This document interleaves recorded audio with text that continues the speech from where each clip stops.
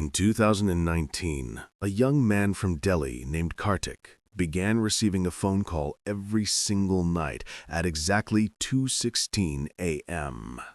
The terrifying part wasn't the time. It wasn't even the silence on the other end. The terrifying part was the name flashing on the caller ID. It was his own name. At first, he assumed it was a network glitch. Maybe someone was spoofing his number as a prank, so he simply rejected the calls and went back to sleep. But the pattern never broke. The next night, the phone vibrated at the exact same minute. Same number, same name. When he finally answered, expecting a prankster to laugh on the other end, nobody spoke.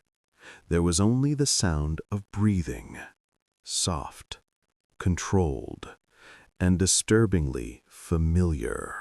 He hung up immediately, but the intrusion had only just begun. Soon, the silence turned into a voice. It was flat, emotionless, reciting details no stranger could possibly know. "Kartik, you forgot your wallet today." He froze. He had forgotten it. The next night, the voice returned. "Don't lie to your mother. She already knows." These were private moments, things he hadn't texted, things he hadn't even spoken aloud. When he demanded to know who was speaking, the voice would only mimic him. It repeated his questions back with the exact same cadence, like a delayed echo of his own frustration. Paranoia set in. Kartik tried everything to sever the connection. He blocked the number. It still called. He removed the SIM card. It still called. He unplugged his Wi-Fi. But every night at 2:16 a.m., the phone lit up. One night, pushed to his breaking point, he snapped. He powered the phone completely off. He wrapped it up and locked it inside a heavy metal drawer. Then he sat in the dark waiting. Precisely at 2:16 a.m., the drawer began to rattle. A vibration against the metal frame. He opened it with trembling hands. Inside, the phone, despite being powered down, was glowing in the dark. The screen read, "Incoming call, Kartik." Desperate for a logical explanation, Kartik hired a specialist to inspect his devices. What the technician found in the landline's internal memory should not have been possible. There were hundreds of stored audio files, recordings of Kartik speaking.